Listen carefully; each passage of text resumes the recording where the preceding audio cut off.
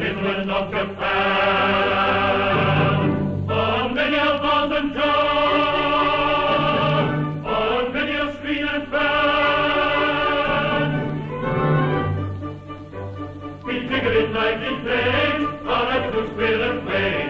You're running to thinking age.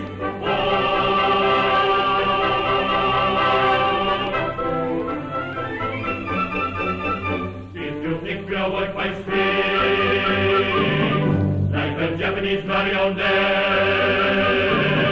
you don't understand these things. It is simply called etiquette.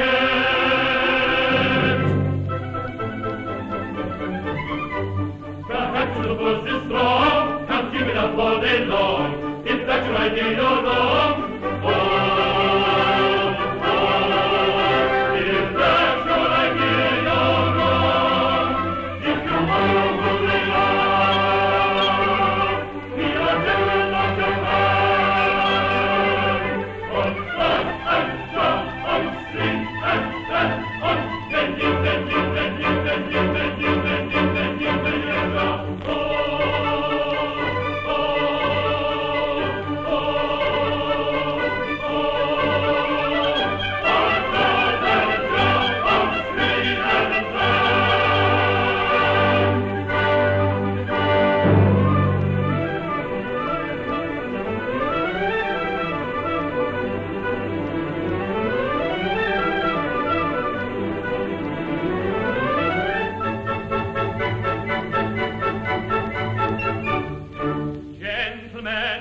I pray you tell me where a gentle maiden dwelleth named Yum Yum, the ward of Coco. In pity speak, oh speak, I pray you. Why you who ask this question?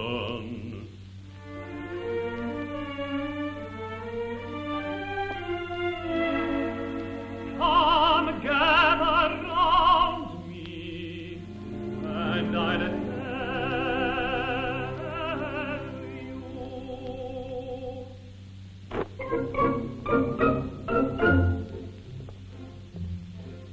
A wandering minstrel I, a thing of shreds and patches, of ballad songs and snatches, and dreamy lullaby.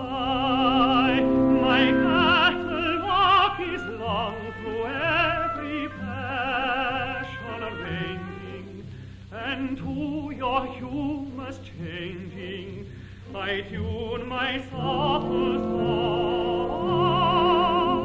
I tune my song.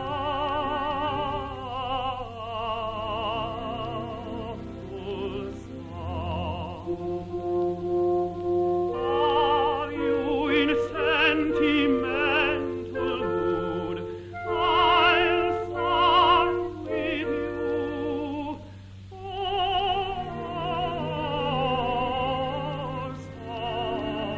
sorrow, on a maiden's coldness do you brood. I'll do so too.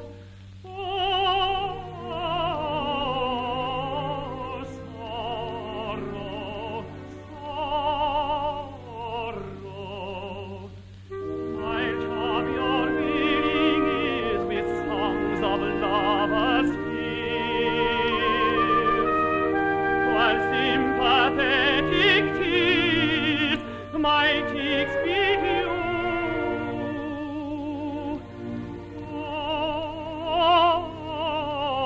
Oh, sorrow, sorrow.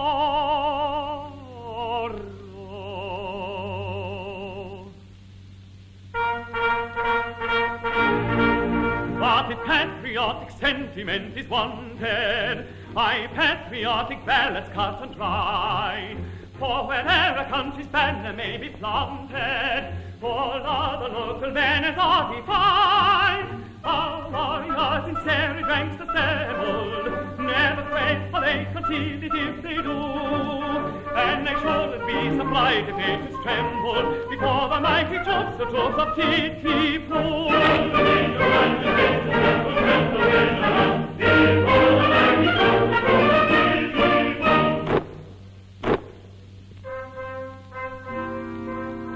A wandering minstrel I, a king of shreds and fetters, of ballad, songs and splatters, and dreamy lullaby, and dreamy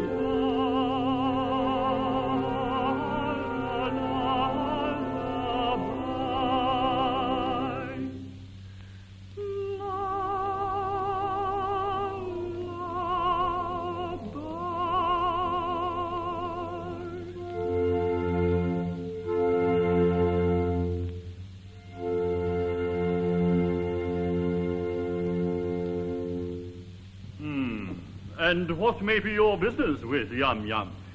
I'll tell you. A year ago, I was a member of the Titipu Town Band. It was my duty to take the cap round for contributions.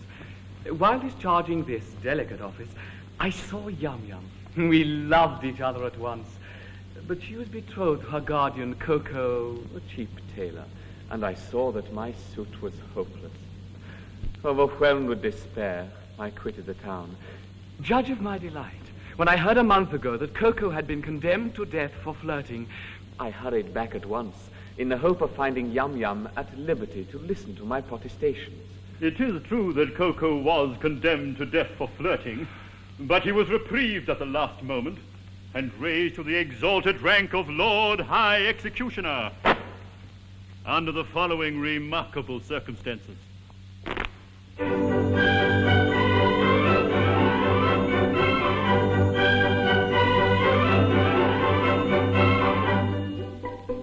A great Mikado, virtuous man, when he to rule our land began, resolved to try a plan whereby young men might best be steadied.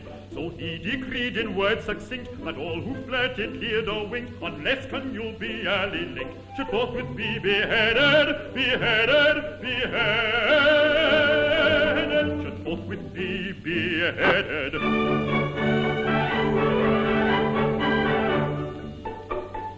I expect you'll all agree that he was right to so decree, and I am right and you are right, and all is right as right can be. And you are right and we are right, and all is right as right can be. And all is right as right can be.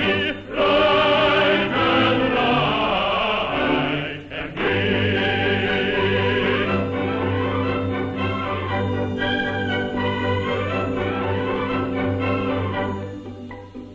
This stern decree you'll understand caused great dismay throughout the land, for young and old and shy and bold were equally affected. The youth who winked a roving eye or breathed a non-connubial sigh was thereupon condemned to die. He usually objected, objected, objected. He usually objected.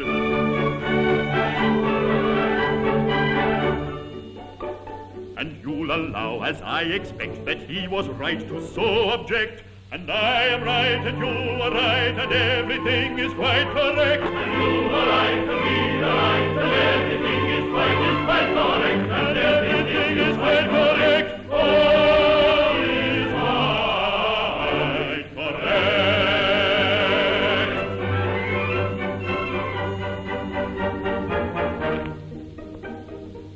We straight let out on bail a convict from the county jail, whose head was next on some pretext condemned to be mown off, and made him headsman, for we said, who's next to be decapitated cannot cut off another's head until he's cut his own off, his own off, his own,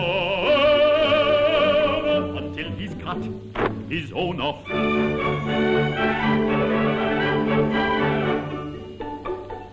We are right, I think you'll say, to argue in this kind of way. And I am right, and you are right, and all is right to lure and lay. You are right, and we are right, and all is right to lure and lay. And I am right, and we are right, and all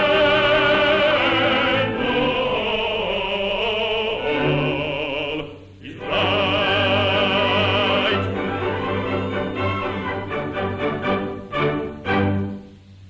Coco, the cheap tailor, Lord High Executioner of Titipu? Why, that's the highest rank a citizen can attain. It is.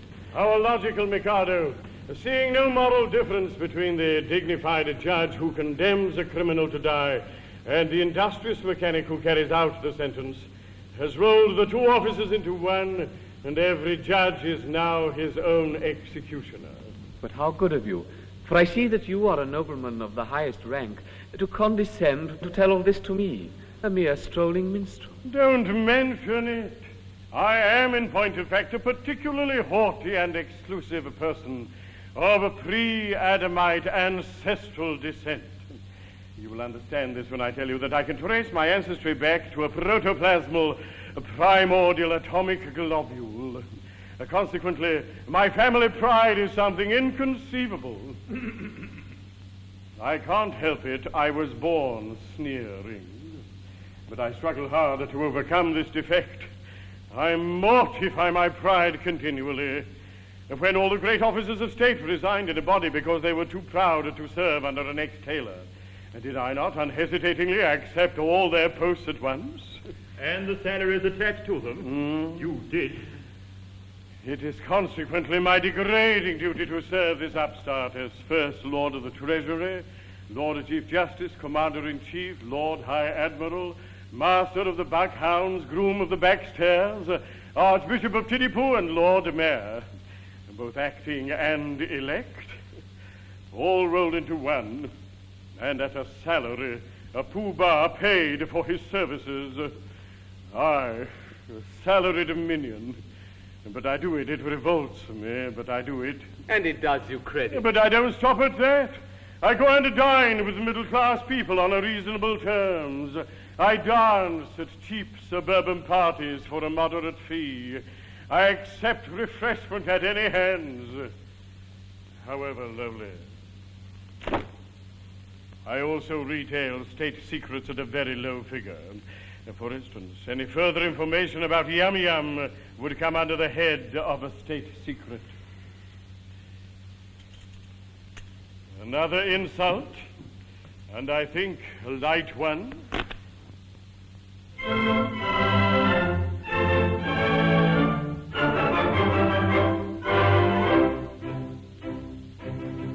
Young man to spare, likewise go to Yummy Yum the fair. You must not do, it will not do. I'm sorry for you, you very imperfect ablutioner.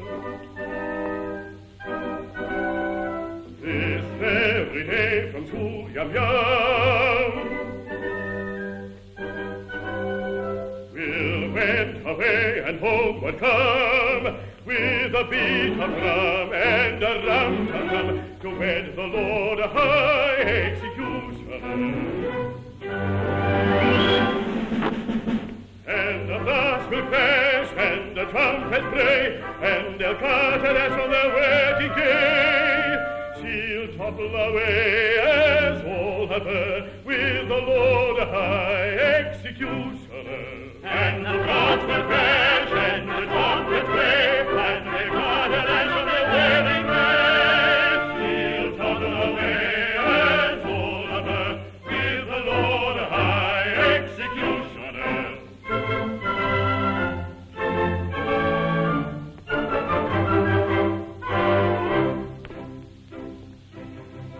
It's a hopeless case, as you may see, and in your place away I'd flee.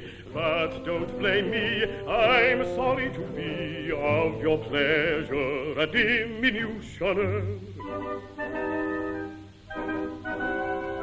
They'll bow their bags extremely soon. In point of fact, this afternoon, a honeymoon with that buffoon at 7 commences, so you shall have.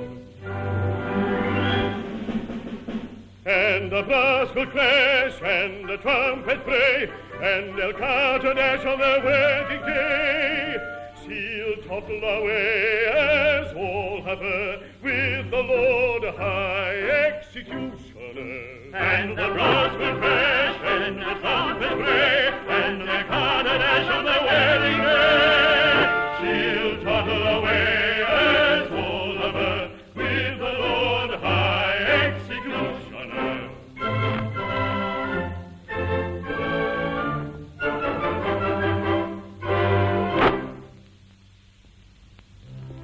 And have I journeyed for a month or nearly to learn that young, whom I love so dearly, this day to Coco is to be united.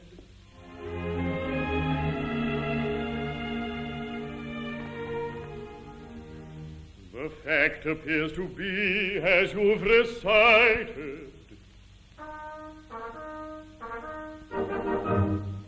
But here he comes, equipped as suits his station. He'll give you any further information.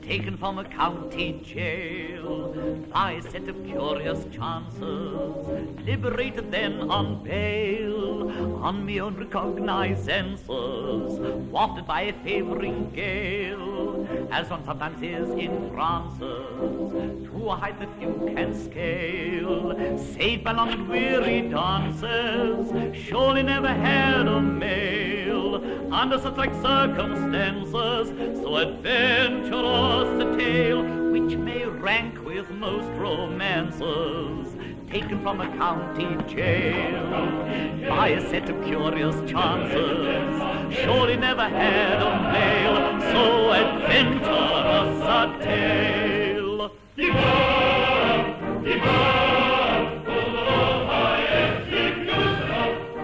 Depart, depart, for the noble Lord High Executioner. Bow down, for the Lord High Executioner. Depart, depart, for the noble Lord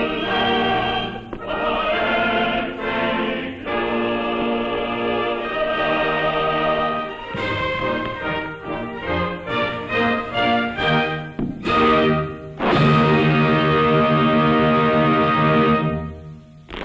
Gentlemen, I am much touched by this reception. I can only trust that by strict attention to duty, I shall ensure a continuance of those favors which it will ever be my study to deserve. If I should ever be called upon to act professionally, I am happy to think that there will be no difficulty in finding plenty of people whose loss will be a distinct gain to society at large.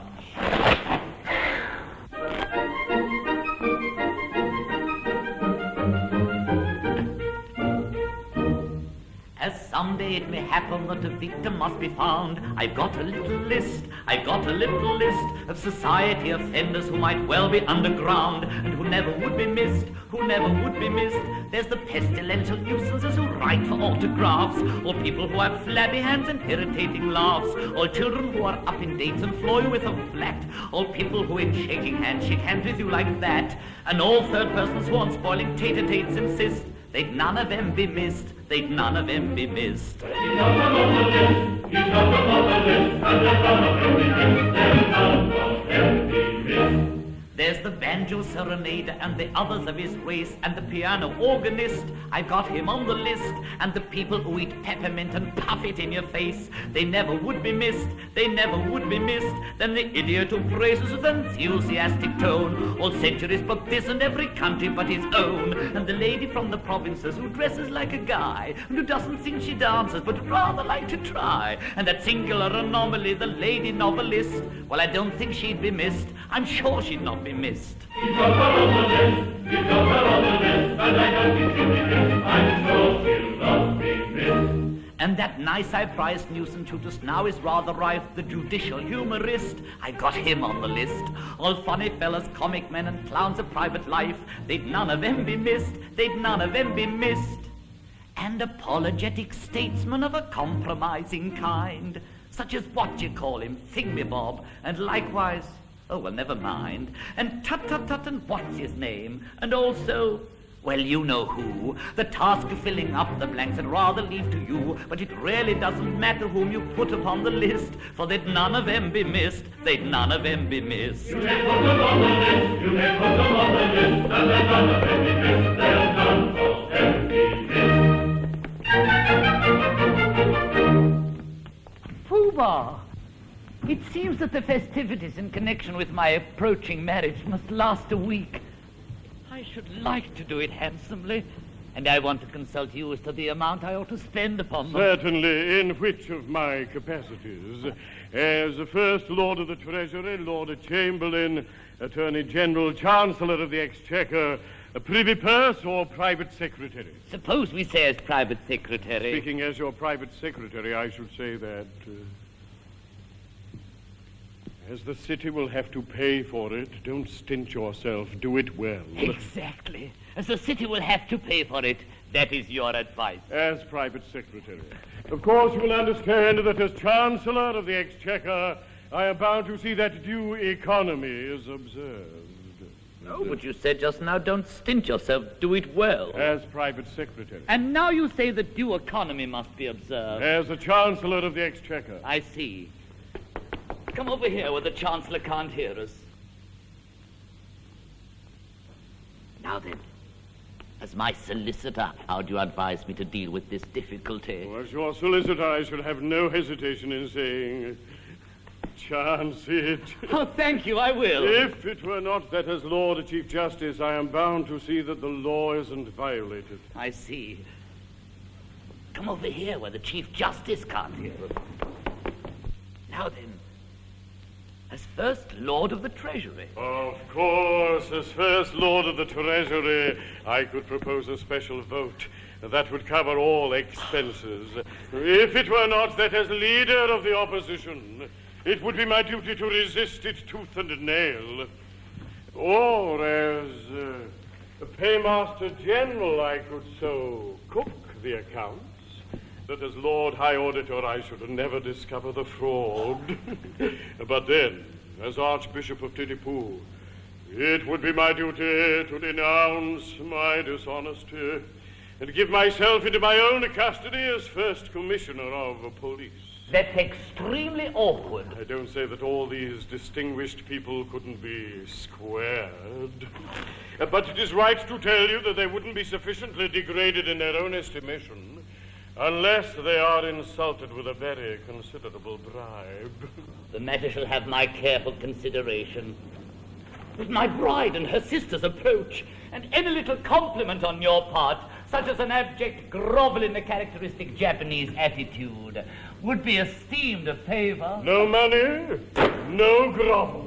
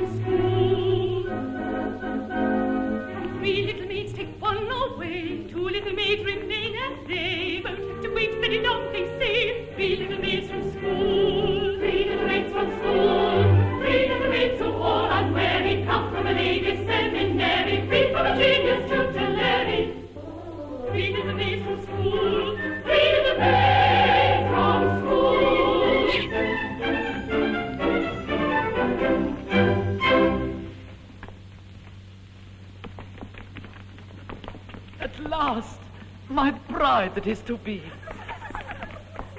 You're not going to kiss me before all these people. Well, that was the idea. It seems odd, don't it? It is rather peculiar. Oh, I expect it's all right. It must have a beginning, you know. Well, of course, I know nothing about these things, but I've no objection if it's usual. Oh, it's quite usual, I think. Lord Chamberlain? I have known it done. Thank goodness that's over. Well, it's never you. Oh, it's like good. We've been to school and we're not going back anymore. I beg your pardon. Will you present me? Oh, yes, One at a time, if you please. If you please, he's the gentleman who used to play so beautifully on the Marine Parade. Yes, I think that was the name of the instrument. Sir, I have the misfortune to love your ward, Yum Yum. Yum Yum? I know I deserve your anger. Anger? Not a bit, my boy. Why, I love her myself. Charming little girl, isn't she? Pretty eyes, nice hair, taking little thing altogether. Very glad to hear my opinion backed by a competent authority. Thank you very much. Goodbye. Take him away. Oh! I beg your pardon, but what is this? Customer come to try on? That is a tremendous swell. Oh! It's alive. Go away, little girls. I can't talk to little girls like you. Go away, there's dears. Allow me to present you, Pooh-Bah. These are my 3 wards. The one in the middle is my bride-elect. What do you want me to do to them? Mind, I will not kiss them. Oh, no, you shan't kiss them. A little bow, and they're nothing. You needn't mean it, you know. It goes against the grain. They are not young ladies, they are young persons. Oh, come, make an effort. There's a good nobleman. Well, I shan't mean it. How do, little girls, how do? Oh, my protoplasmal ancestor. That's very good. I see nothing to laugh at. It is very painful to me to have to say how to do, little girls, how to do to young persons. I am not in the habit of saying how to do, little girls, how to do to anybody under the rank of a stockbroker. Don't laugh at him. He can't help it.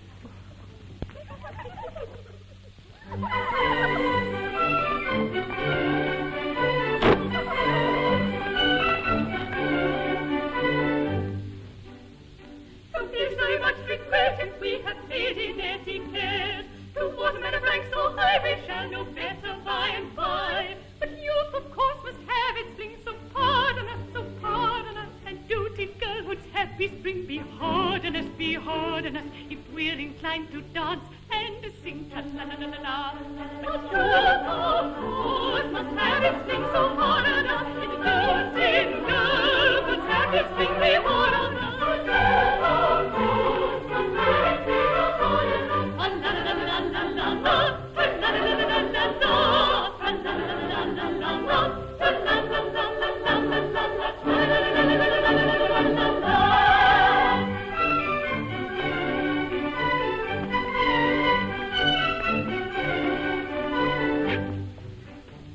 I think you ought to recollect you cannot show too much respect towards highly titled few, but nobody does, and why should you?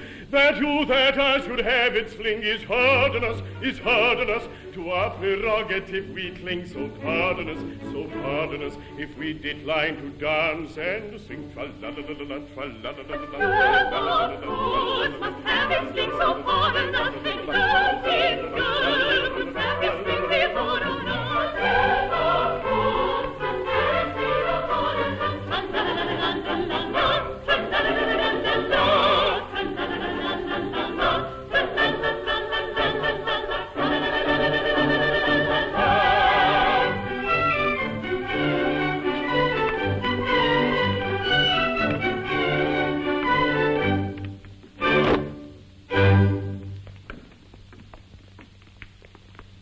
Yum Yum, at last we're alone.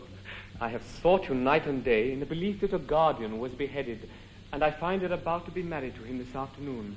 Alas, yes. But you do not love him. Alas, no. Modified rapture. But why do you not refuse him? What good would that do? He's my guardian, and he wouldn't let me marry you. I would wait until you were of age. You forget that in Japan, girls do not arrive at years of discretion until they are 50. True. From 17 to 49 are considered years of indiscretion. Besides, a wandering minstrel who plays a wind instrument outside tea houses is hardly a fitting husband for the ward of a Lord High Executioner. What if it should prove that, after all, I am no musician? There, I was certain of it directly I heard you play. What if it should prove that I am no other than the son of His Majesty the Mikado? The son of the Mikado? But why is your Highness disguised? And what has your Highness done? And will your Highness promise never to do it again? Some years ago, I had the misfortune to captivate Carte, an elderly lady of my father's court. She misconstrued my customary affability into expressions of affection and claimed me in marriage under my father's law. My father, the Lucius Junius Brutus of his race, ordered me to marry her within a week or perish ignominiously on the scaffold. That night, I fled his court, and assuming the disguise of a second trombone, I joined the band in which you found me, when I had the happiness of seeing you. If you please, I think your Highness had better not come too near. The laws against flirting are excessively severe. But we're quite alone, and nobody can see us. Still, that don't make it right. To flirt is capital. It is capital. And we must obey the law. Just take the law. I wish it would, but it won't. If it were not for that, how happy we might be. Happy indeed. If it were not for the law, we should now be sitting side by side, like that. Instead of being obliged to sit half a mile off, like that. We should be gazing into each other's eyes, like that. Breathing sighs of unutterable love. Oh, like that. With our arms round each other's waists, like that. Yes, if it wasn't for the law. Oh, if it wasn't for the law. As it is, of course. We couldn't do anything of the kind. Not for worlds. Being engaged to Coco, you know. Being engaged to Coco.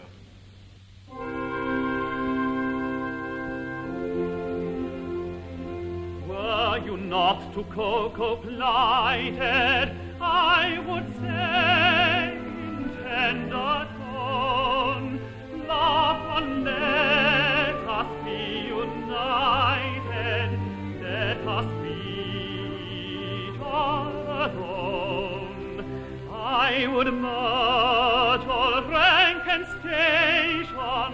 worldly sneers are not to us, and to mark my admiration, I would kiss you fondly thus. I would kiss you fondly thus. But as I'm engaged to Coco, to embrace you thus confoco would distinctly be no joco, and for yam I should get toko. Toko, Toko, Toko, Toko, Toko, Toko, Toko, Toko, Toko. So in spite of all temptation, such a theme I'll not discuss, and on no consideration will I kiss you fondly thus. Will I kiss you fondly thus? Let me make it clear to you, this is what I'll never do. This or this, or this, or this. This is what I'll never, never do. This or this, or this, or this. This is what I'll never do. He'll never do. I'll never do. He'll never do. For this is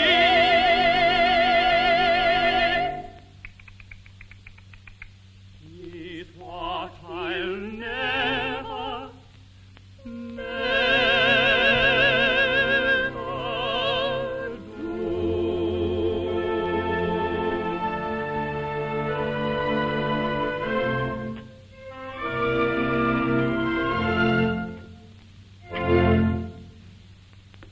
There she goes. To think how entirely my future happiness is wrapped up in that little parcel. Really, it hardly seems worthwhile. Oh, matrimony. Oh, Now then, what is it? Can't you see I'm soliloquizing? You have interrupted an apostrophe, sir. Oh. I am the bearer of a letter from His Majesty the Mikado. A letter from the Mikado? What in the world can he have to say to me? Take a seat.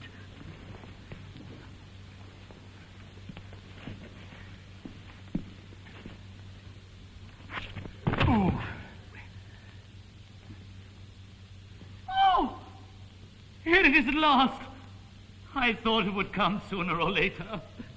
The Mikado is struck by the fact that no executions have taken place in Titipu for a year, and decrees that unless someone is beheaded within 1 month, the post of Lord High Executioner shall be abolished, and the city reduced to the rank of a village. But that would involve us all in irretrievable ruin. Yes, there is no help for it.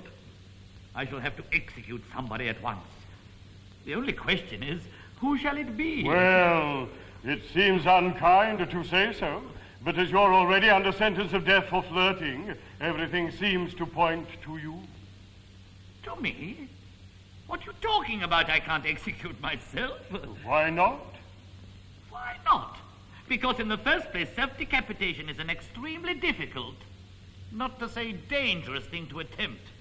Then the second, it's suicide, and suicide is a capital offense. That is so, no doubt. We might reserve that point. True, it could be argued 6 months hence before the full court. Besides, I don't see how a man can cut off his own head. A man might try. Oh, Even if you only succeeded in cutting it half off, that would be something. It would be taken as an earnest of your desire to comply with the imperial will. no. Pardon me, but then I'm adamant. As official headsman, my reputation is at stake, and I can't consent to embark upon a professional operation unless I see my way to a successful result. This professional conscientiousness is highly creditable to you. But it places us in a very awkward position. My good sir, the awkwardness of your position is grace itself, compared with that of a man engaged in the act of cutting off his own head. I am afraid that unless you can obtain a substitute... Oh, substitute. Oh, certainly.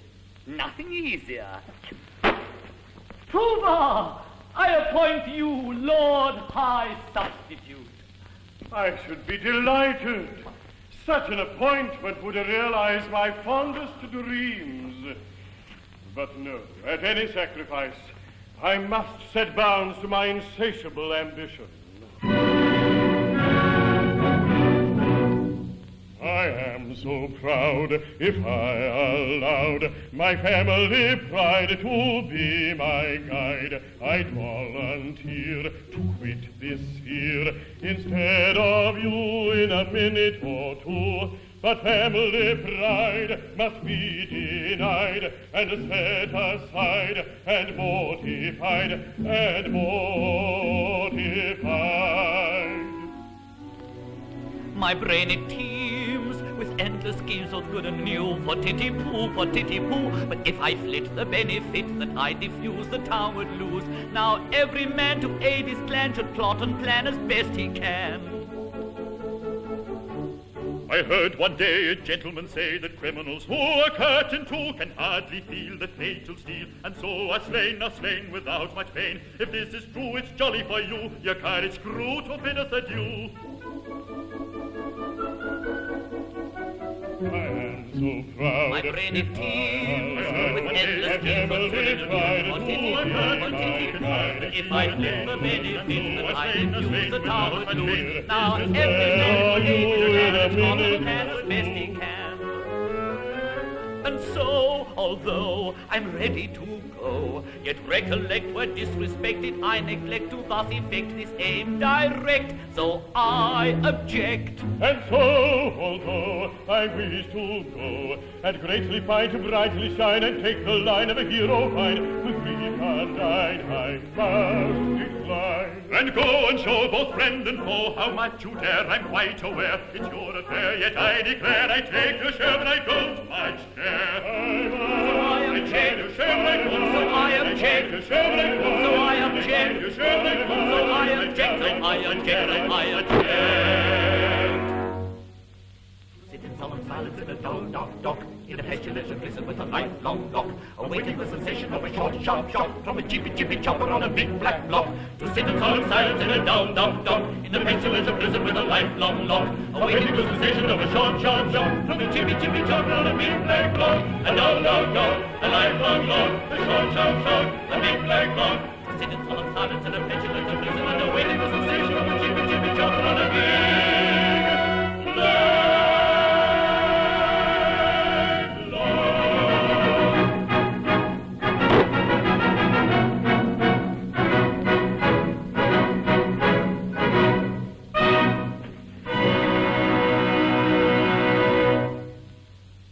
This is simply appalling. I'm now required to die within a month, and that by a man whom I have loaded with honors. Is this public gratitude? Is this... Go away, sir, how dare you? Am I never to be permitted to soliloquize? Go on, don't mind me. What are you going to do with that rope? I'm about to terminate an unendurable existence. Terminate your existence? Oh, nonsense. What for? Because you're going to marry the girl I adore. Oh, nonsense, sir. I won't permit it. I'm a humane man. If you attempt anything of the kind, I shall order your instant arrest. Come, sir, desist at once, or I'll summon my guard. That's absurd. If you attempt to raise an alarm, I instantly perform the happy dispatch with this dagger. No, don't do that. Why, this is horrible. Why, you cold-blooded scoundrel. Are you aware that in taking your life, you are committing a crime, which is substitute? What's the matter? Is it absolutely certain that you're resolved to die? Absolutely. Will nothing whatever shake your determination? Nothing. Threats, entreaties, prayers, all useless? All my mind is made up. And if you really mean what you say, and if you're absolutely resolved to die, and if nothing whatever will shake your determination, don't spoil yourself by committing suicide, but be beheaded handsomely at the hands of the public executioner. But I don't see how that would benefit me. You don't? Observe. You'll have a month to live. You'll live like a fighting cock at my expense. When the day comes, there'll be a grand public ceremonial. You'll be the central figure. No one will attempt to deprive you of that distinction. There'll be a procession, bands, dead march, bells tolling, all the girls in tears, Yum distracted. And then when it's all over, general rejoicings and a display of fireworks in the evening. You won't see them, but they'll be there all the same. Do you think Yum Yum would really be distracted at my death? I'm convinced of it. Bless you, she's the most tender-hearted little creature alive. I should be sorry to cause her pain. And perhaps, after all, if I were to withdraw from Japan and travel in Europe for a couple of years, I might contrive to forget her. I don't think you could forget Yum Yum so easily. And after all, what is more miserable than a love-blighted life? Oh, true. Life without Yum Yum. Why, it seems absurd. And yet there are a good many people in the world who have to endure it. Poor devils, yes. You are quite right not to be of their number. I won't be of their number. Noble fellow. I tell you how we'll manage it. Let me marry Yum Yum tomorrow, and in a month you may behead me. Oh, no, I draw the line at Yum Yum. Very good. If you can draw the line, so can I. Oh, but stop, listen one moment. Be reasonable. How can I consent to your marrying Yum Yum when I'm going to marry her myself? But my good friend, she'll be a widow in a month, and you can marry her then. Oh, that's true, of course, I quite see that. But, dear me, my position during the next month will be most unpleasant, most unpleasant. Not half so unpleasant as my position at the end of it. Oh, but, dear me, well, I agree. After all, it's only putting off my wedding for a month. But you won't prejudice her against me, will you? You see, I've educated her to be my wife. She's been taught to regard me as a wise and good man. Now, I shouldn't like her views on that point disturbed. Trust me, she shall never learn the truth from me.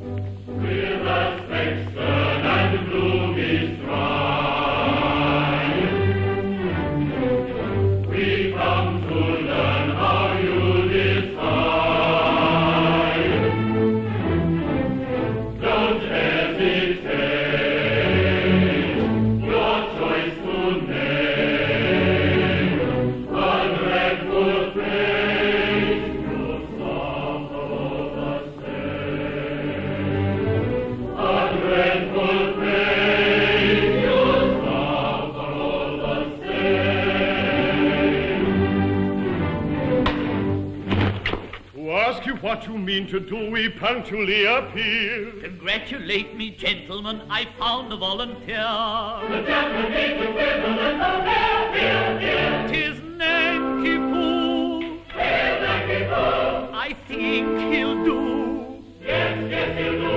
He yields his life if I'll Yum Yum surrender. Now I adore that girl with passion tender, and could not yield her with a ready will, or her a lot, if I did not adore myself with passion tender still, with passion tender still. Ah, yes, he loved himself with passion tender still.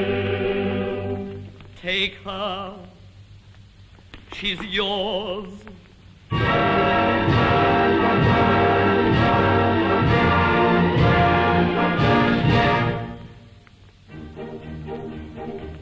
The threatened cloud has passed away, but though the night may come too soon, then let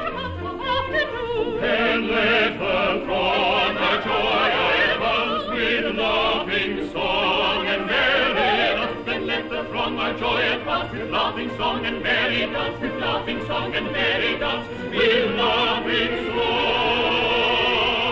Then joyous shepherd, ring his bell.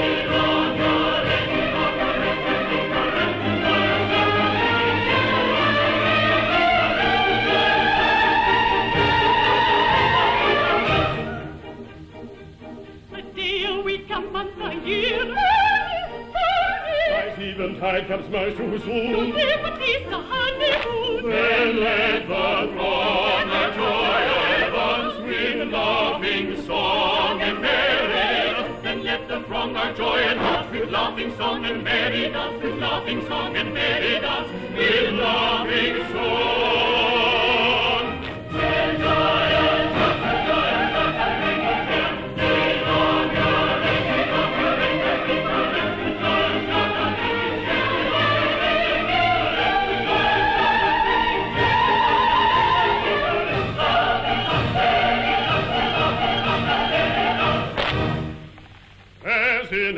you've got to die if Coco tells us true. 'Twere empty compliment to cry long life to Nanky Poo. But as 1 month you have to live as fellow citizen, this toast with 3 times 3 we'll give. Long life,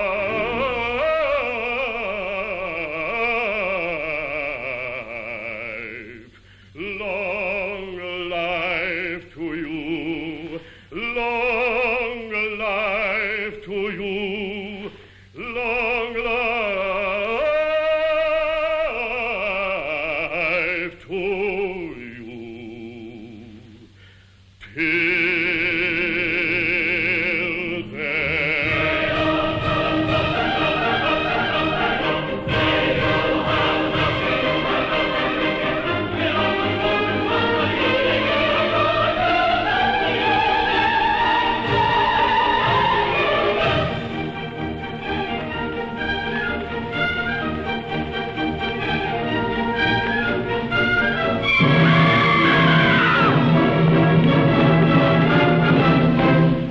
Your rebel cease!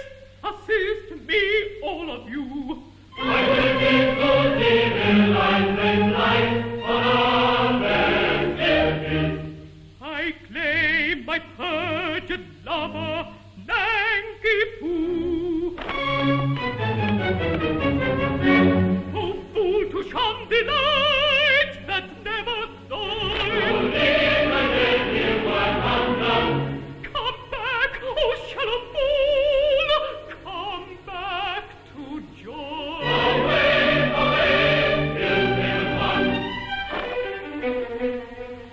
Ah, 'tis Katisha, the maid of whom I told you. No, you shall not go. These arms shall thus enfold you. O fool that fearst my hallowed joys, O blind that seest no equipoise, O rash that judgest from half the whole, O base that grudgest the lightest dole,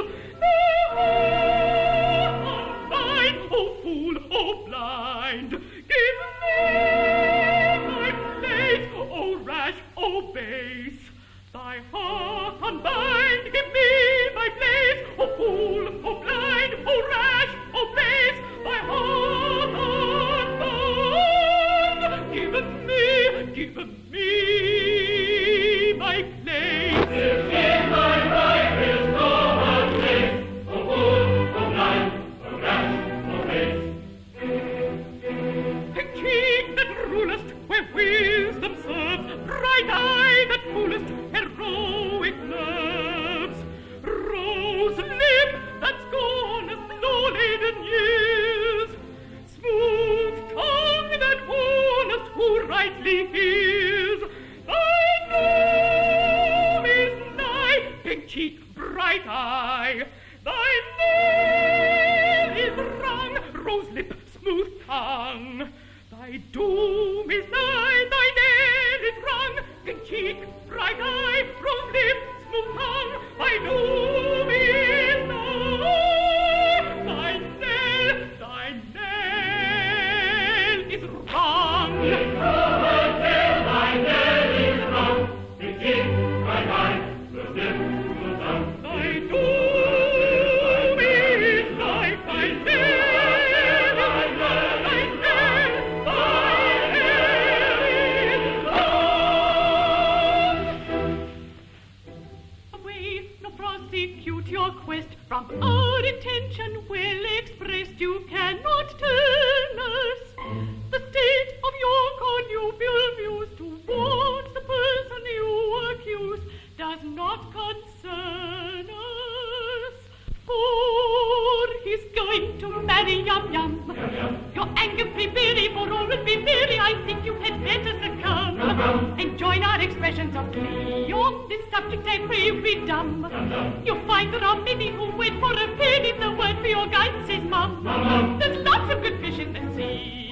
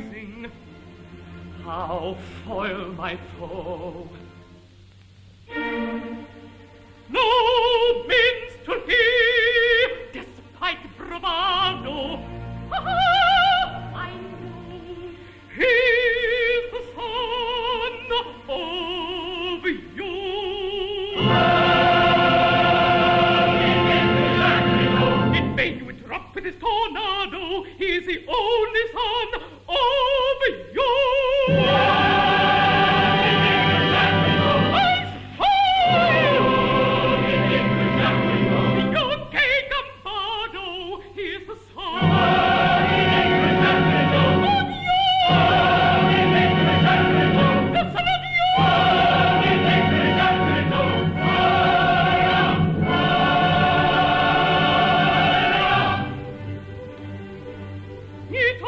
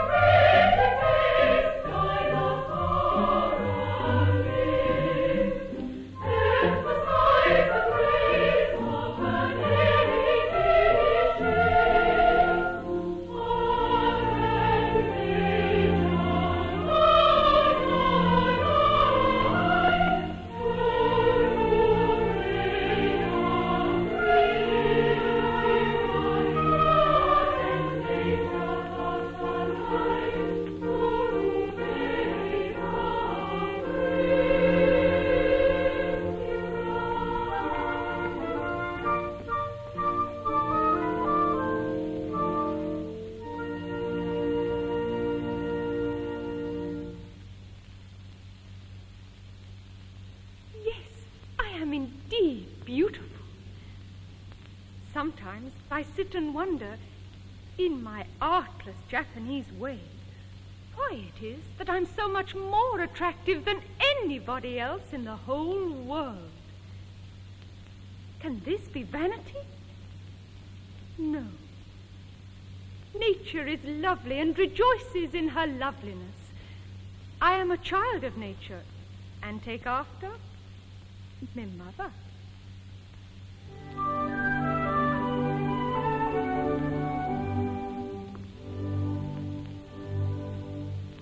The sun whose rays are all ablaze with ever-living glory does not deny his majesty. He scorns to tell a story. We don't exclaim, I blush for shame, so kindly indulgent. But fierce and bold in fiery gold, he glories all effulgent.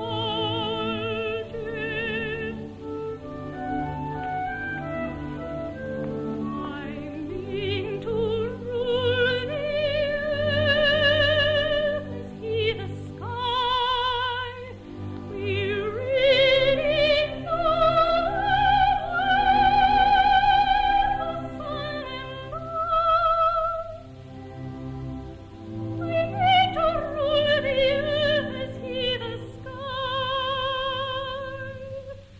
We really know the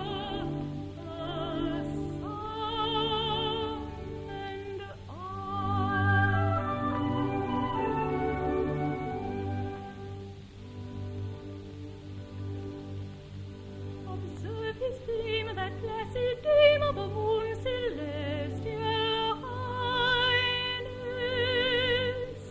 There's not a trace upon her face of diffidence or shyness.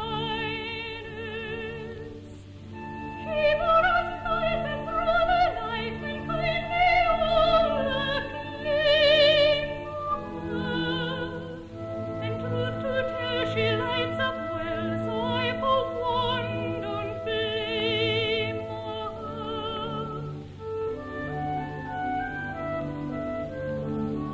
Pray make no mistake, we are not shy. We're very wide awake, the moon and pray make no mistake, we are not shy. We're very wide awake, the moon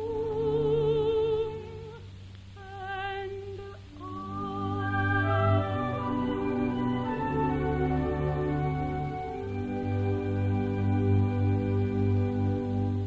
Yes, everything seems to smile upon me. I am to be married today to the man I love best, and I believe I'm the very happiest girl in Japan. The happiest girl indeed. Oh, she is indeed to be envied who has attained happiness in all but perfection. In all but perfection. Well, dear, it can't be denied that the fact that your husband is to be beheaded in a month is in its way a drawback. It does seem to take the top off it, you know. I don't know about that. It all depends. At all events, he will find it a drawback. Not necessarily, bless you. It all depends. I think it very indelicate of you to refer to such a subject on such a day. If my married happiness is to be cut short, well, cut short in a month, can't you let me forget it? Yum Yum in tears? And on her wedding morn? They've been reminding me that in a month you're to be beheaded. Yes, we've been reminding her that you're to be beheaded. it's quite true, you know. You are to be beheaded. How some bridegrooms will be depressed by this sort of thing. A month? Well, what's a month? These divisions of time are purely arbitrary. Who says 24 hours make a day? There's a popular impression to that effect. Then we'll efface it. We'll call each second a minute, each minute an hour, each hour a day, and each day a year. At that rate, we've about 30 years of married happiness before us. And at that rate, this interview has already lasted 4 hours and 3/4. Yes, how time flies when one is thoroughly enjoying oneself. That's the way to look at it. Don't let's be downhearted. There's a silver lining to every cloud. Certainly. Let's be perfectly happy. By all means, let's thoroughly enjoy ourselves. It's absurd to cry. Quite ridiculous.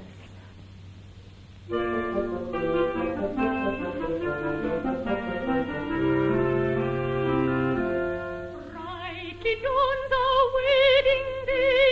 Joyous are we, give thee greeting, with our heaven art thou beating. Fickle moment, prithee stay, fickle moment, prithee stay. What moto joys behold, Pleasures come if sorrows follow. though the tocsin sound along, ding dong, ding dong, ding dong, ding dong. Ding dong, ding dong. Yet until the shadows fall over one and over all, Sing a merry sing a merry madrigal, madrigal. sing a merry madrigal, fa la la la la la la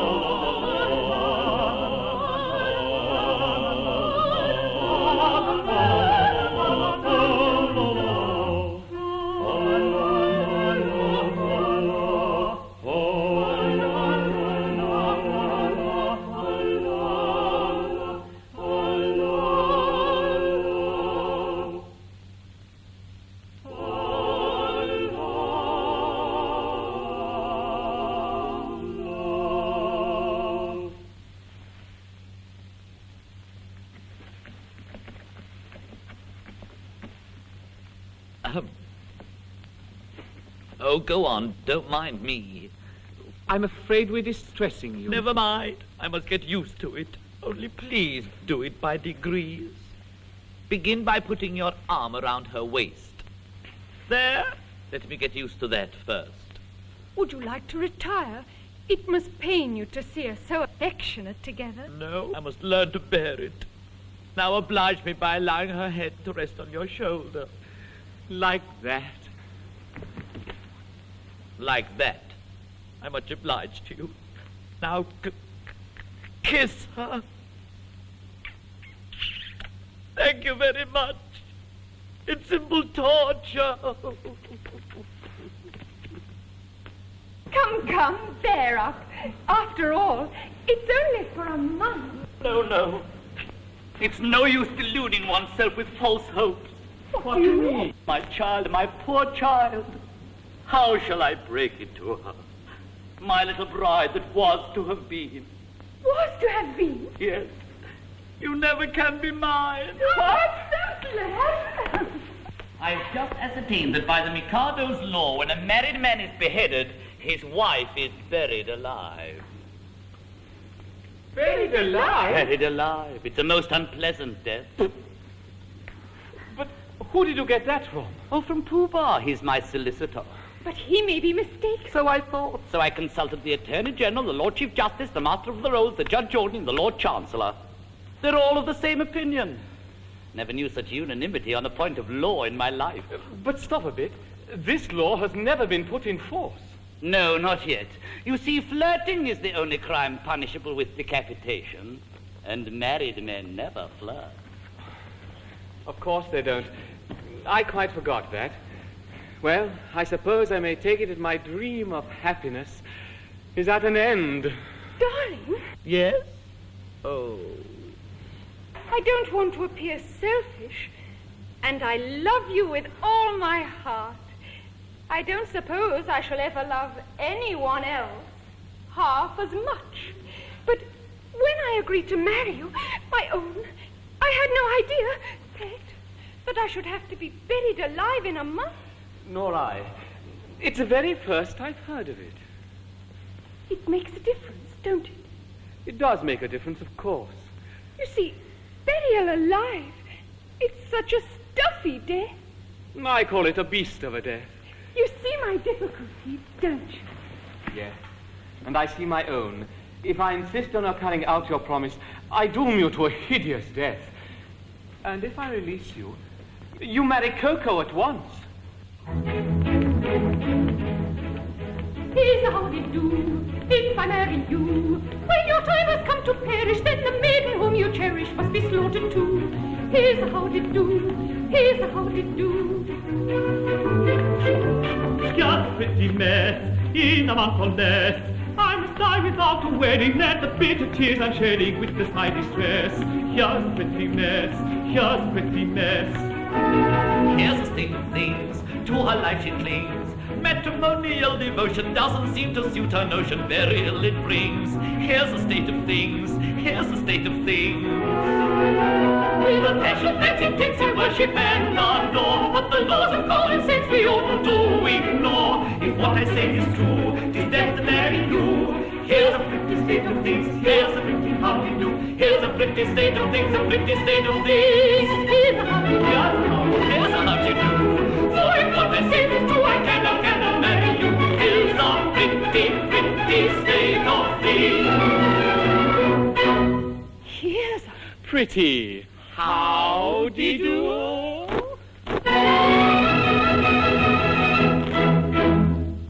My poor boy. I'm really very sorry for you. Thanks, old fellow. I'm sure you are. You see, I'm quite helpless. I quite see that. I can't conceive anything more distressing than to have one's marriage broken off at the last moment. But you shan't be disappointed of a wedding. You shall come to mine. Oh, that's awfully kind of you. But that's impossible. Why so? Today I die. What do you mean? I can't live without Yum Yum. This afternoon, I perform the Happy Dispatch. Oh, no, don't do that. Why not? Why, hang it all. You're under contract to die by the hands of the public executioner in a month's time. If you kill yourself, what's to become of me?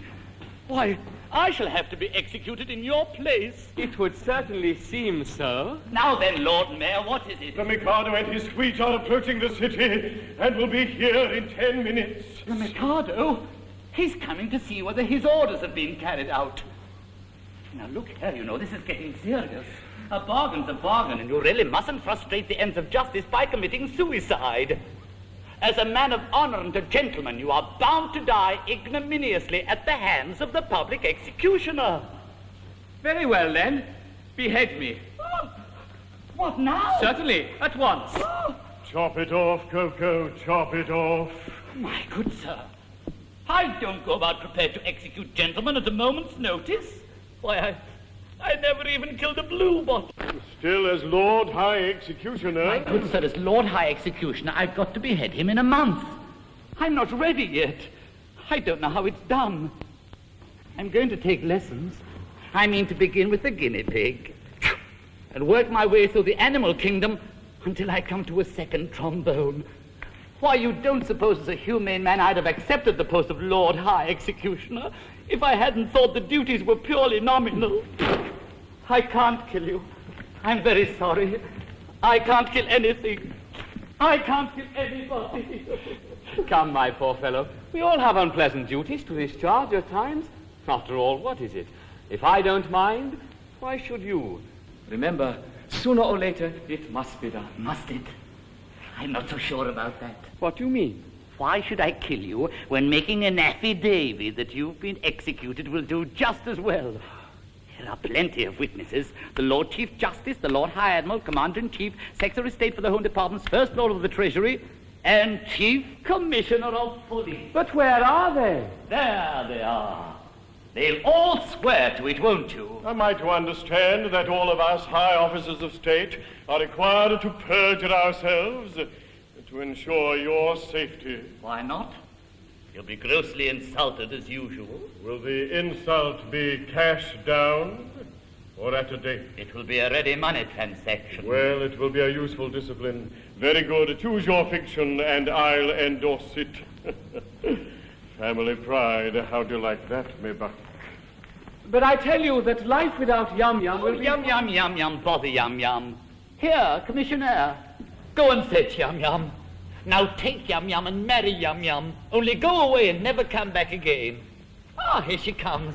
Yum Yum, are you particularly busy? Not particularly. You've 5 minutes to spare? Yes. Then go along with His Grace the Archbishop of Titipu, and he'll marry you at once. But if I'm to be buried alive... Don't ask any questions, but do as I tell you, and Nanki-Poo will explain all. But one moment! Not for worlds. Here comes the Mikado, no doubt to ascertain whether I've obeyed his decree. And if he finds you alive, I shall have the greatest difficulty in persuading him that I've beheaded you. Close thing that, for here he comes.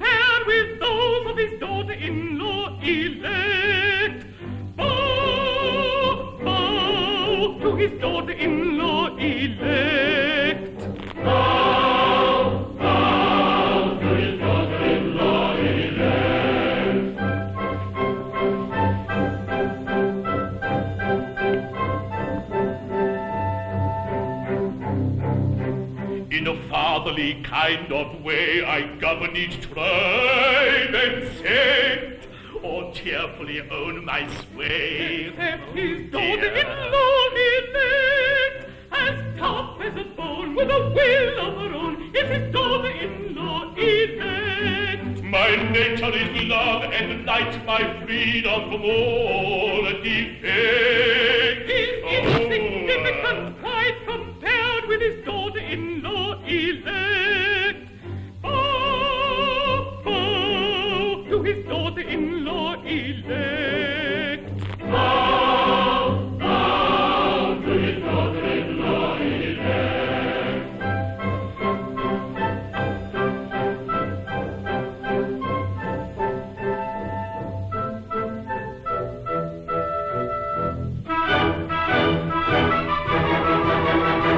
A more humane Mikado never did in Japan exist. To nobody's second, I'm certainly reckoned a true philanthropist. It is my very humane endeavor to make to some extent each evil liver the running river of harmless merriment. My object object all sublime, I shall achieve in time, to let the punishment fit the crime, the punishment fit the crime, and make its prisoner pent, unwillingly represent a source of innocent merriment, of innocent merriment. All the prosy, dull society sinners who chatter and bleat and bore are sent to hear sermons of mystical Germans who preach from 10 till 4. The amateur tenor whose vocal villain is all desire to shirk shall during off hours exhibit his powers to Madame Tussauds waxwork. The lady who dyes a chemical yellow or stains her grey hair puce or pinches her figure is painted with vigour and a permanent walnut juice. The idiot who in railway carriages scribbles on window panes. We only suffer to ride on a buffer in a parliamentary trade.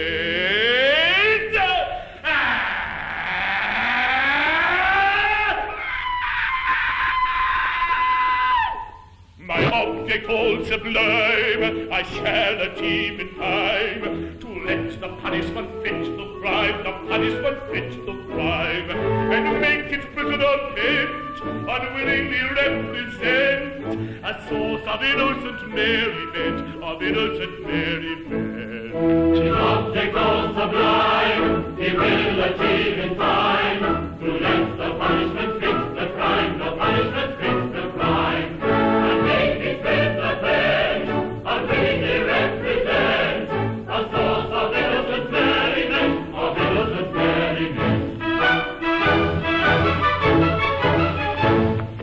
Advertising quack who wearies with tales of countless cures, his teeth and vernacular shall all be extracted by terrified amateurs.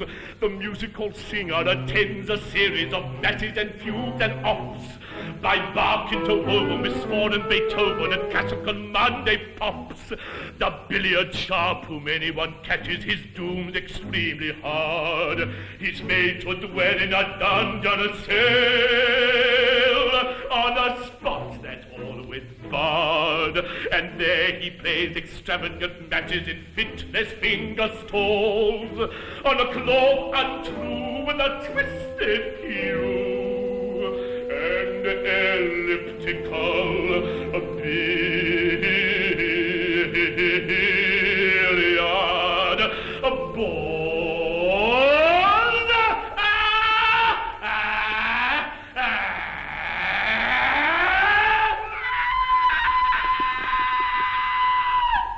My object all sublime, I shall achieve in time, to let the punishment fit the crime, the punishment fit the crime, and make its prisoner pent, unwillingly represent a source of innocent merriment, of innocent merriment. His object all sublime, he will achieve in time, to let the punishment fit the crime, the punishment fit the crime.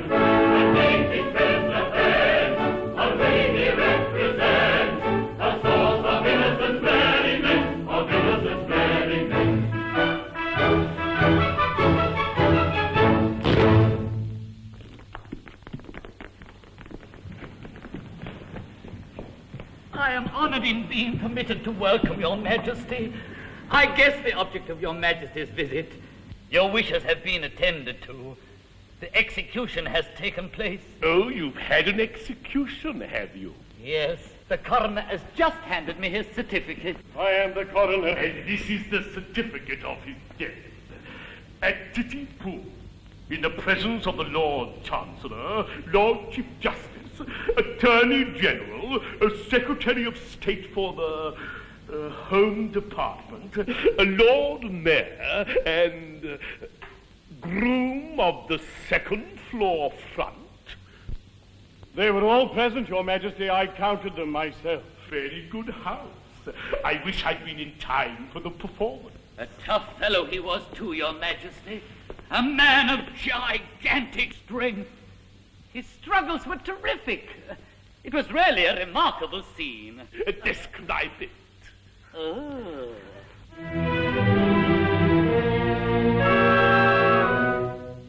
The criminal cried as he dropped him down in a state of wild alarm. With a frightful, frantic, fearful frown, I bared my big right arm. I seized him by his little pigtail, and on his knees fell he. As he squirmed and struggled and gurgled and guggled, I drew my sneak-a-snee. My sneak-a-snee. Oh, never shall I forget the cry or the shriek that shrieked he, as I gnashed my teeth when from its sheath I drew my sneak-a-snee.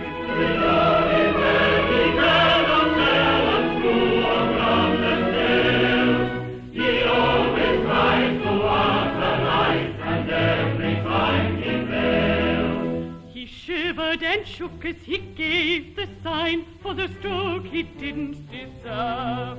When all of a sudden his eye met mine, and it seemed to brace his nerve. For he nodded his head and kissed his hand, and he whistled an eddy as the saber true cut cleanly through his cervical vertebrae. His vertebrae. When a man's afraid, a beautiful maid is a cheering sight to see. And it's oh, I'm glad that moment sad was stood by side of me.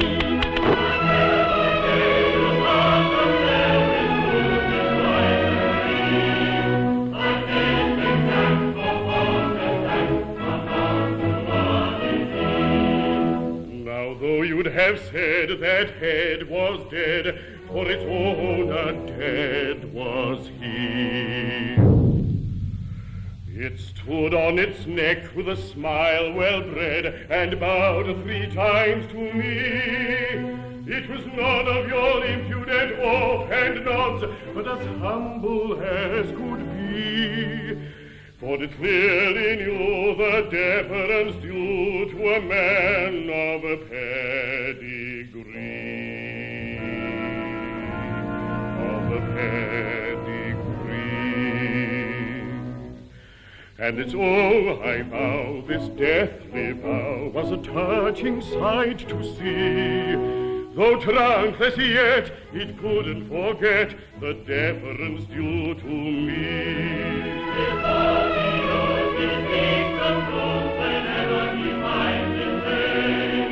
And in this case it all took place exactly as he said. Exactly as he said.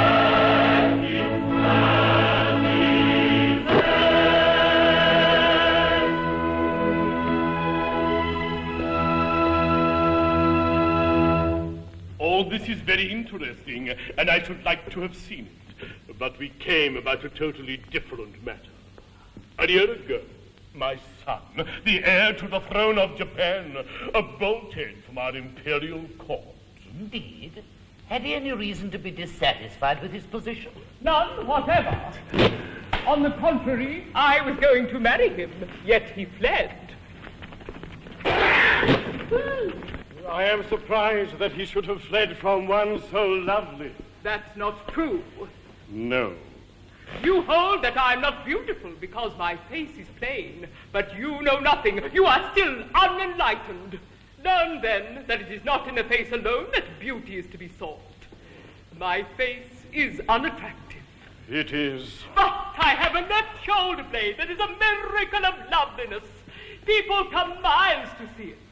My right elbow has a fascination that few can resist. Allow me. It is on few Tuesdays and Fridays on presentation of visiting cards. As for my circulation, it is the largest in the world.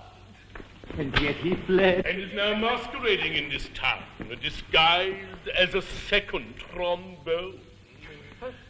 Second trombone? Yes. Would it be troubling you too much if I asked you to produce him?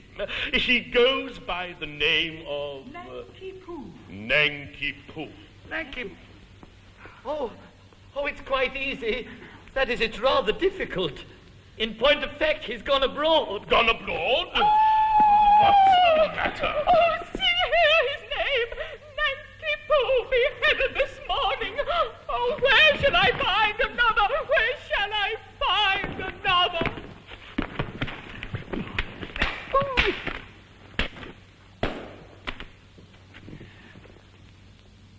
Oh.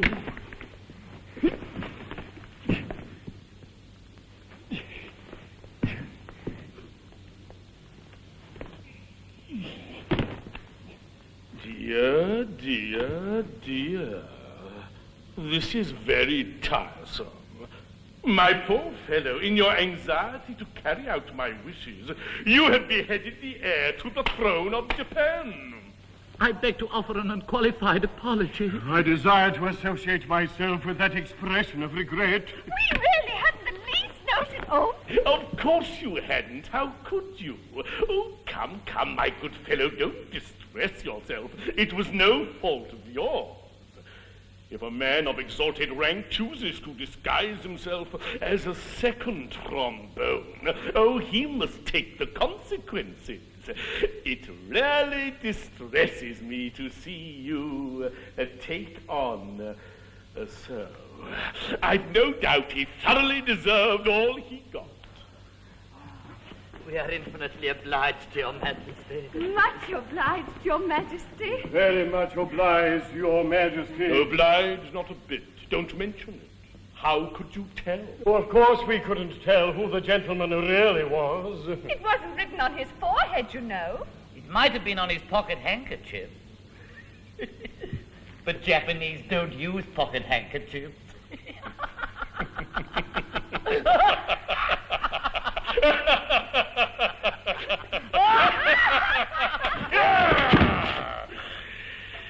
I forget the punishment for compassing the death of the heir apparent. Punishment? Yes, something lingering with boiling oil in it, I fancy. Oh, something of that sort. I think boiling oil occurs in it. Oh, but I'm not sure. I know it's something humorous, but lingering. With either boiling oil or melted lead. Come, don't fret. I'm not a bit angry. Your Majesty will accept our assurance. We had no idea. I knew nothing about it. I wasn't there. And that's the pathetic part of it. Unfortunately, the fool of an actor says, encompassing the death of the heir apparent. Yes. There's not a word about a mistake, or not knowing, or having no notion, or not being there. Oh, there should be, of course, but there isn't. That's the slovenly way in which these acts are always drawn. However, cheer up, it'll be all right. I'll have it altered. Next session. What's the good of that? Now, let's see about your execution. Will after luncheon suit you? Can you wait till then? Oh, yes, we can wait till then. Then we'll make it after luncheon. I don't want any lunch. I'm really very sorry for you all. But it's an unjust world. And virtue is triumphant only in theatrical performances. See how the fate there gives a lot. For A is happy, B is not. Yet B is worthy, I dare say, of more prosperity than A. Is B more worthy? I should say he's worth a great deal more than A. oh so happy, laughing, ha ha, chopping, ha ha, nectar popping, ha ha ha, ever joyous, ever gay, happy and deserving gay, ever joyous, ever gay, happy and deserving gay.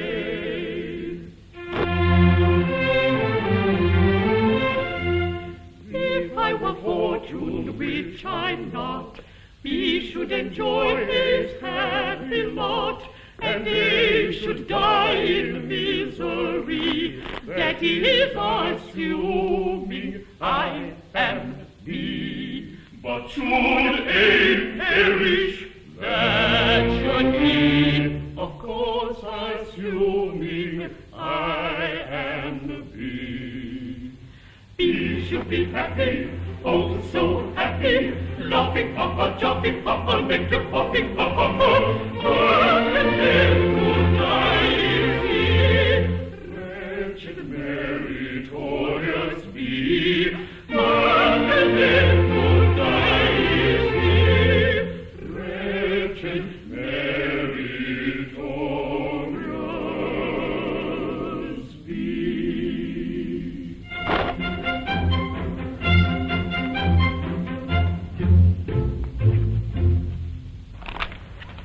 Nice mess you've got us into, with your nodding head and the deference due to a man of pedigree. Merely corroborative detail intended to give artistic verisimilitude to an otherwise bold and unconvincing narrative. Corroborative detail, indeed. Huh. Corroborative figures. You're just as bad as he is with your cock-and-a-bull stories about catching his eye and his whistling an air. But that's so like you. You must put in your all. But how about your big right arm? Yes, and your snicker-snee. Well, never mind that now. There's only one thing to be done. Nanky Poo hasn't started yet. He must come to life again at once. Oh, here he comes. Oh, Nanky Poo, I've good news for you. Your reprieve. Oh, but it's too late. I'm a dead man and I'm off for my honeymoon. Oh, nonsense. A terrible thing has just happened. It seems you're the son of the Mikado. Yes, but that happened some time ago. Is this a time for airy persiflage? Your father is here, and with Katisha. My father? And with Katisha? Yes, he wants you particularly. So does she. Oh, but he's married now. But bless my heart, what's that got to do with it? Katisha claims me marriage, but I can't marry her because I'm married already. Consequently, she will insist on my execution. And if I'm executed, my wife will have to be buried alive. You see our difficulty. Yes, I don't know what's to be done. There's one chance for you. If you can persuade Katisha to marry you, she will have no further claim on me. And in that case, I could come to life without any fear of being put to death. I marry Katisha? I really think it's the only course. Oh, but my good girl, have you seen her? She's something appalling. Ah, that's only her face. She has a right elbow, which people come miles to see. I am told that her left heel is much admired by connoisseurs. My good sir, I decline to pin my heart on any lady's left heel. It comes to this. While Katisha is single, I prefer to be a disembodied spirit. When Katisha is married, existence be as welcome as the flowers in spring.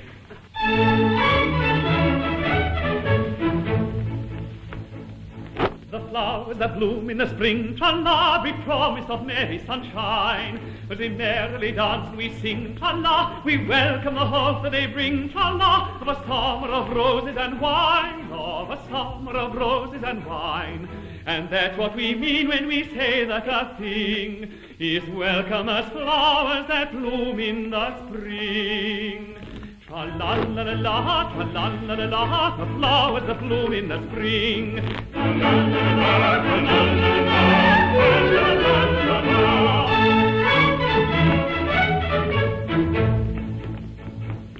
The flowers that bloom in the spring, tra-la, have nothing to do with the case. I've got to take under my wing, tra-la, a most unattractive old thing, tra-la, with a caricature of a face, with a caricature of a face. and that's what I mean when I say or I sing. Oh, bother the flowers that bloom in the spring, tra-la-la-la-la, tra-la-la-la-la. Oh, bother the flowers of spring.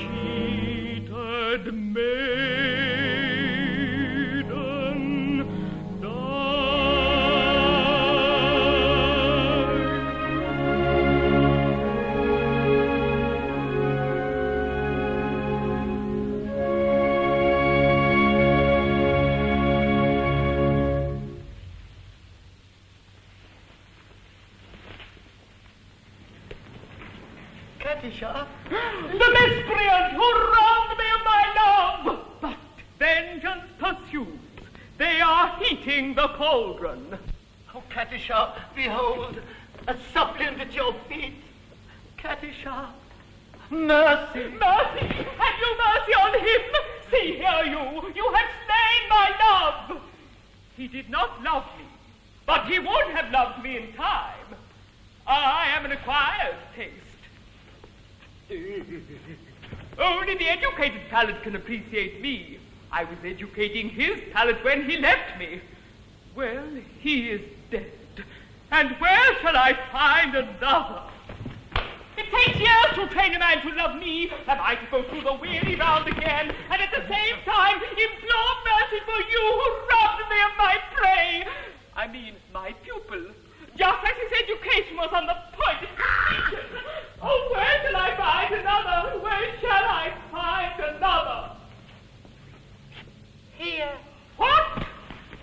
Katisha, for years I have loved you with a white-hot passion that is slowly but surely consuming my very vitals.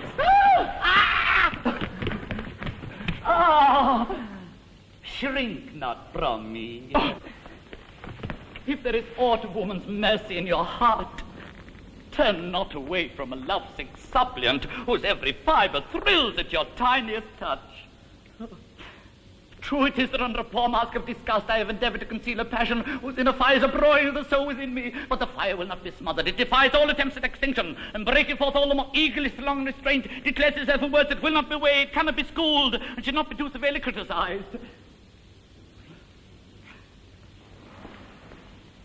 Cat. Oh, Katisha, I dare not hope for your love, but I will not live without it. Darling!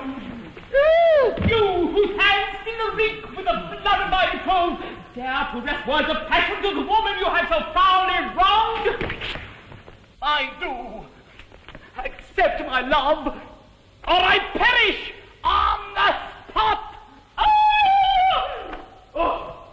Go to. Who knows so well as I that no one ever yet died of a broken heart? You know not what you say. Listen.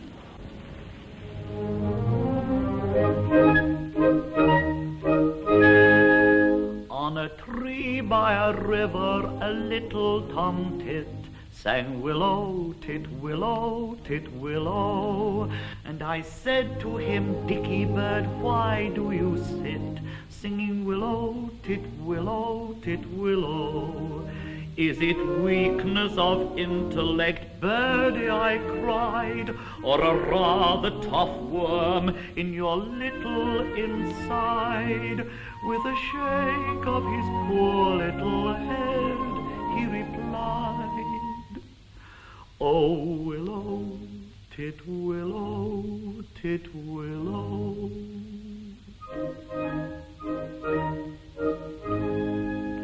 He slapped at his chest as he sat on that bough, singing willow, tit, willow, tit, willow.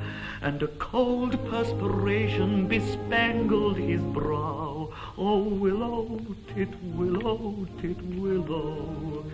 He sobbed and he sighed, and a gurgle he gave. Then he plunged himself into the billowy wave, and an echo arose from the suicide's grave. Oh, willow, tit, willow, tit, willow.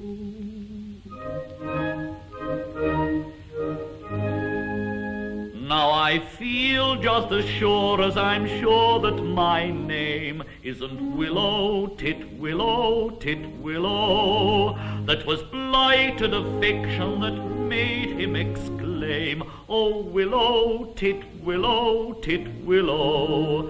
And if you remain callous and obdurate, I shall perish as he did, and you will know why, though I probably shall not exclaim as I die. Oh, willow, tit, willow, tit, willow.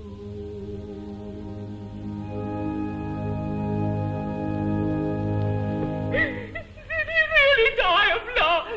He really did. All on account of a cruel little head. Yes. Poor little chap. It's an affecting tale, and quite true. I knew the bird intimately. Did you? He must have been very fond of her. His devotion was something extraordinary. Poor little chap. And if I refuse you, will you go and do the same? At once. Oh, no, you mustn't. Anything but that. Oh, I'm a silly little goose. You are.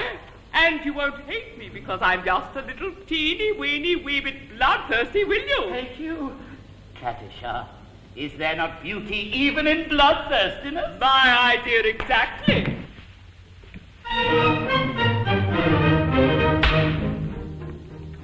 There's beauty in the bend of the blast. There is grandeur in the growling of the gale. There is eloquent outpouring when the lion is a-roaring and the tiger is a-lashing of his tail. Yes, I like to see a tiger from the Congo or the Niger, and especially when lashing of his tail. Volcanoes have a splendor that is grim, and earthquakes only terrify the dogs. But to him who's scientific, there is nothing as terrific in the falling of a flight of thunderbolts. Yes, in spite of all my meekness, if I have a little weakness, it's a passion for a flight of thunderbolts. If that is so, sing derry down derry, it's evident very odd 'tis so one. Away we'll go and merrily marry, no tardily tarry till day is done.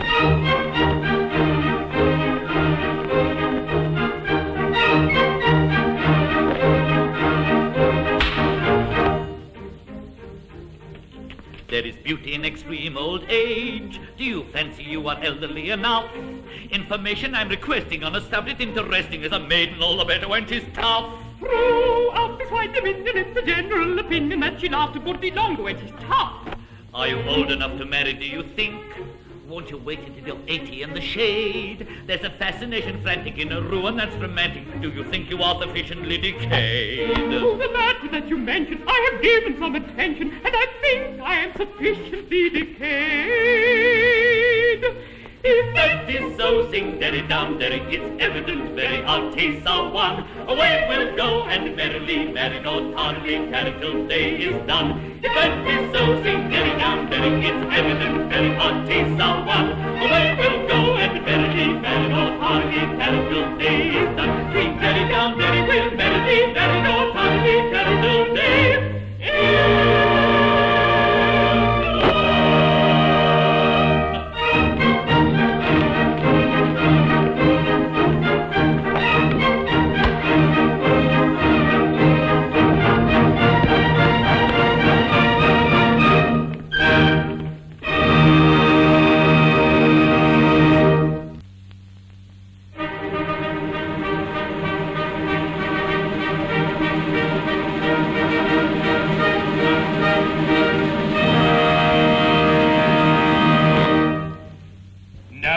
We've had a capital lunch and we're quite ready.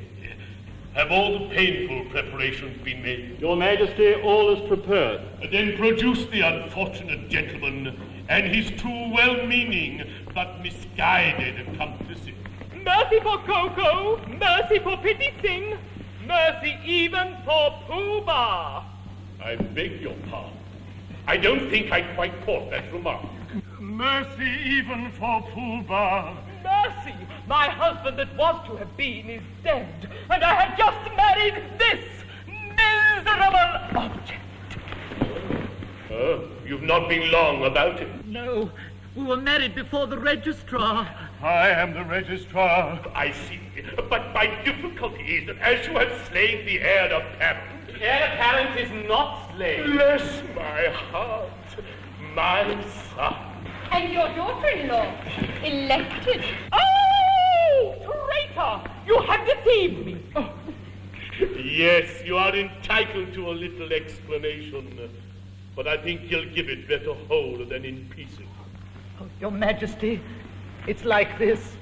It's quite true that I stated that I had killed Nanki Poo. Yes, with most affecting particulars. Merely corroborative detail intended to give artistic verisimilitude to an otherwise bold and unconvincing narrative. It's like this. When Your Majesty says let a thing be done, that thing is as good as done. Practically it is done, because Your Majesty's will is law. Your Majesty says kill a gentleman. Well, the gentleman is told off to be killed. Consequently, that gentleman is as good as dead. Practically, he is dead. Well, if he is dead, why not say so? I see. And nothing could possibly be more satisfactory. Mookie's gone and married Yum Yum. Your anger-free theory for all will be merry. I think you had better succumb and join our expressions of glee. On this subject, I pray you be dumb.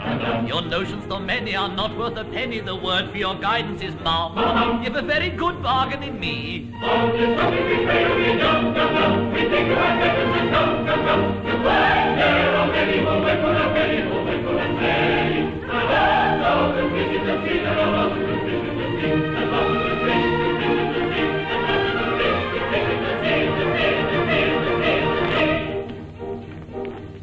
The threat and cloud has passed away.